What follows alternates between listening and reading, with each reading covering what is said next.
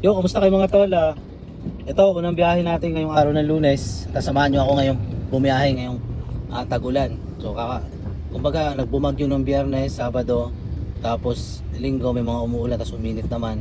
Ngayon naman mga tol, pagdating ng Lunes, talagang tuloy-tuloy ang ulan mula kaninang gabi. Kaya tinanghali na tayo ng gising. Dahil nga sarap matulog, nakakatamad talaga gumising kapag maulan. So ayun, samahan nyo ako. At kasi kaya napilitan bumiyahe ngayon. Coding ako bukas, Martes. Kaya yun, samahan nyo ako ngayon mga tol. Sana kumita tayo at pumaldo tayo kasi alam nyo naman kapag tagulan, napakalakas po ng biyahe dahil yung iba hindi na nakakapag-book sa MC Taxi. Kumbaga, sa ano sila nakakapag-book, napipilitan sila mag-grab. So yun mga tol, balita ko kayo mamaya.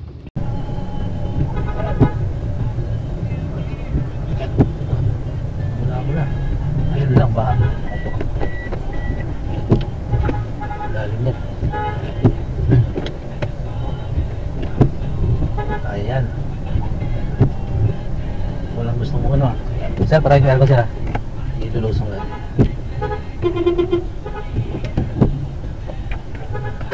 Mga bata naliligo daw. Sir, tayo natin aircon.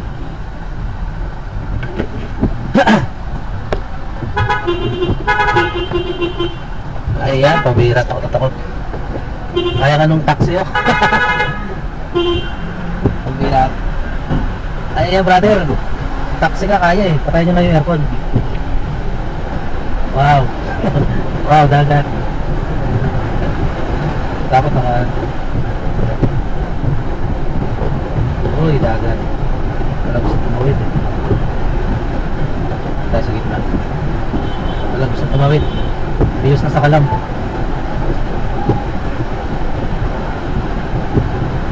Hindi ko na yung mga bata.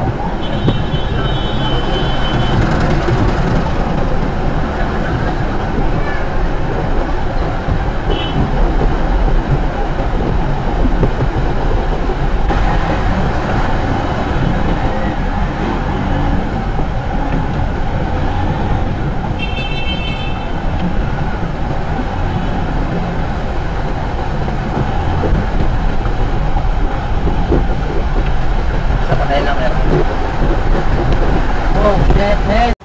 12:30 na mga tol at nabawas natin na gas at 39.5 km na itakbo natin. Nandito pa rin tayo, sobrang lakas ng ulan. At nandito tayo ngayon sa BGC, nanggaling tayo ng Maynila. Grabe yung traffic dun sa Kabaha.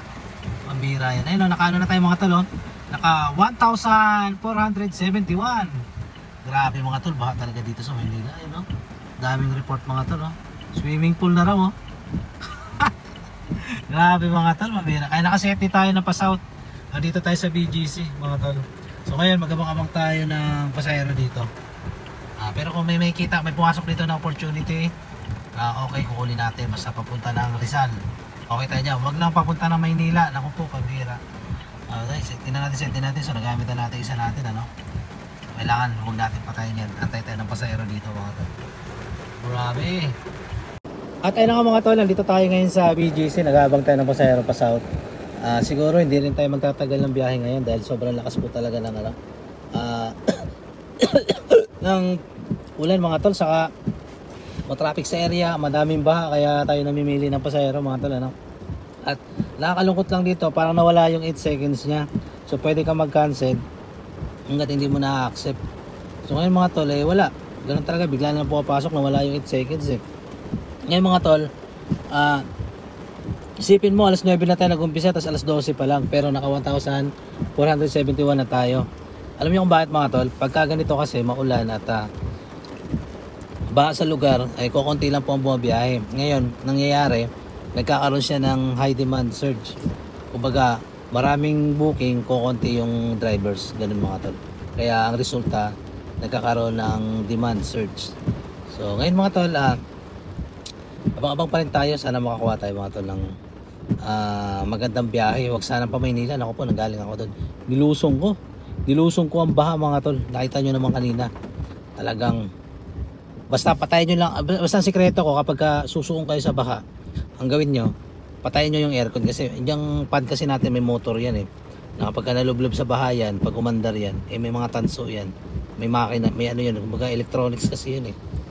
masisira yun mga tol, maapektuhan po yung aircon nyo. Kaya pinaka the best kapag ka ganun, lulusong kayo sa baha, ang mangyayari nung patayin nyo yung ano nyo, aircon. So mag-i-stop po yung mga hindi ikot yan.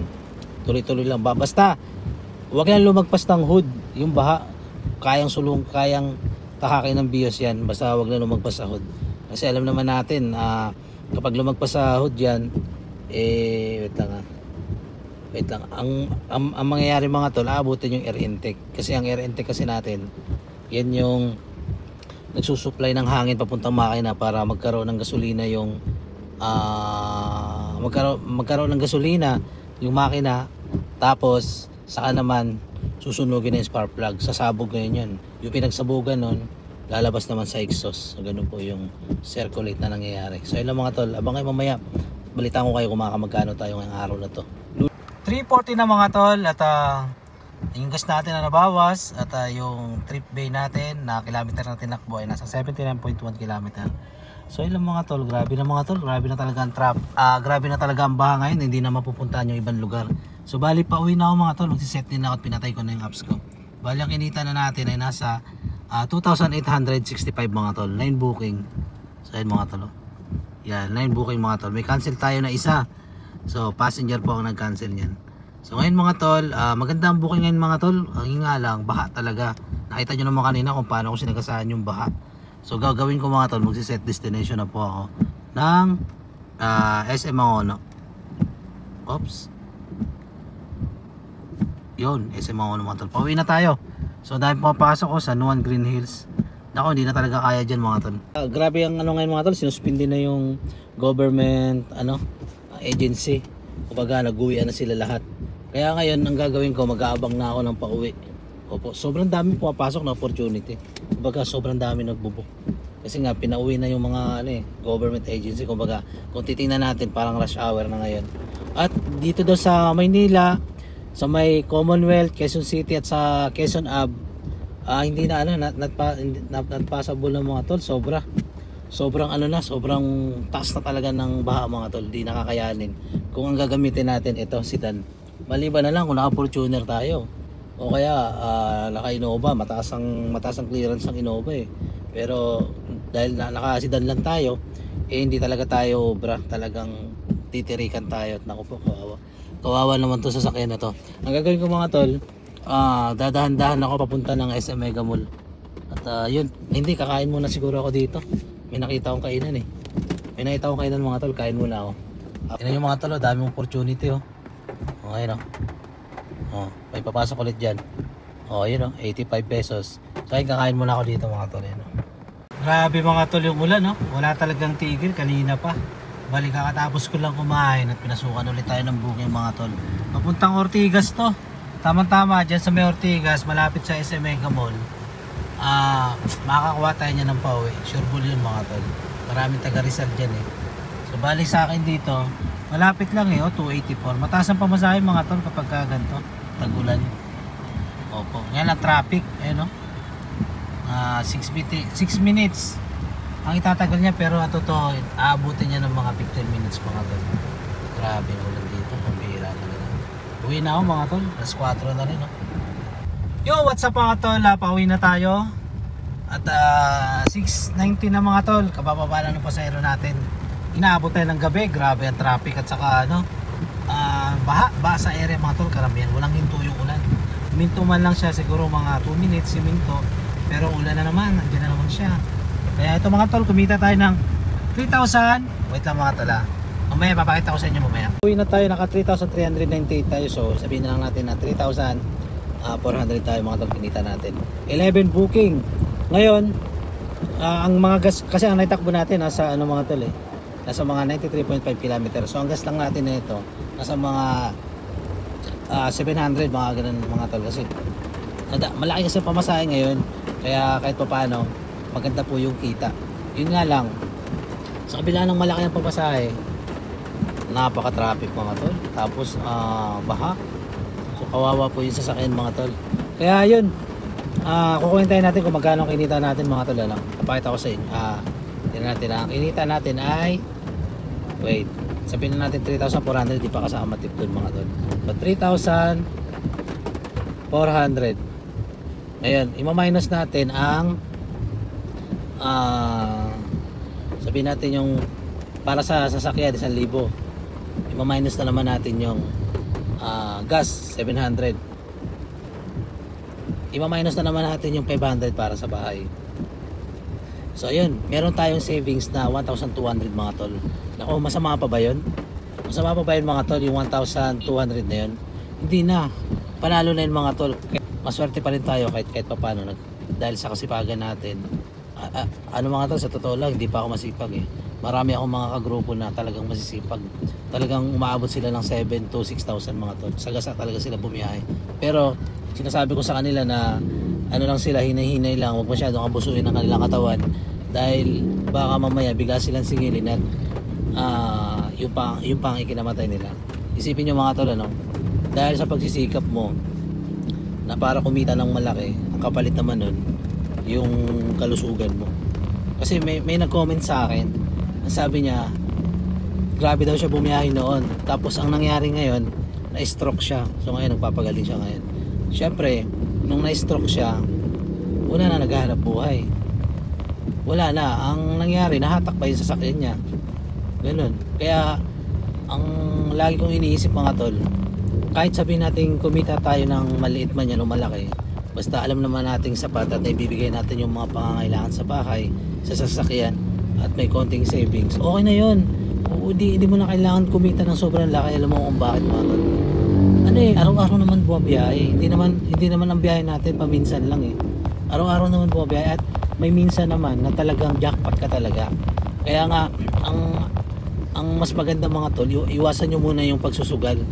Opo, kasi nanggaling po ako sa pag-iisugarol. Sa mga nakakilala sa akin, alam nila yan na nanggaling na ako sa sabungan, sa mga patay, sakla, umabot pa kami sa Pandaraya. Alam ko na yun mga tol, kaya naisip ko mga tol, dyan sa sugal na yan wala talaga mangyayari. Mananalo ka man yan, pero yung naipanalo mo itatabi mo, ipagsusugal mo rin, at pag natalo yan ubos na, wala na. Kaya mga tol, sa mga kapwa ko dyan na TNVS driver na nalululong ngayon sa scatter, ano, na alam naman natin na number 1 po na problema ng bansa yan. Kaya nga ang nangyari ngayon, lahat ng mga influencer na nagpo-promote ng sugal, tinanggal na yung kanilang page. So marami nagme-message sa akin at tumatawag pa mismo sa akin mga tol na para i-promote lang yung kanilang online sugal. Pero ayaw ko mga tol, nanggaling na ako dyan. Marami nakakilala sa akin na sugarol daw. Ano pa ako, palainom pa ako. Kaya yan, binago ko na, kasi isipin mo, ang iniisip ko lang, sana swertehin ako at sa sa edad na 50 years old makapag-retire na, di ba? Makapag-enjoy na tayo sa buhay na natitira, kasi nga sabi sa Bible 70 to 80 years old lang ang buhay ng tao ayon sa Bible no? Pag lumagpas ka dyan sa 80, 70, ibig sabihin may kalakasan ng katawan mo. So ngayon mga tol, sa panahon natin bibira lang umabot ng 60, kung minsan nga 50, 40 patay na eh. Kaya pag edad mo ng 50, halimbawa umabot ka man doon tapos nakapag-retire ka na, sana ma-enjoy ko man lang sana yung natitirang buhay ko. Hindi ko na isasabi kung saan ko ilalaan yan mga tol. Mahirap kasi magsabi mamaya pag edad ko ng 50 hindi ko magawa. Sana loobin, marating ko yan at yun lang mga tol. So ayun, so maraming salamat mga tol sa panonood at sa suporta. Ingat kayong lahat, God bless.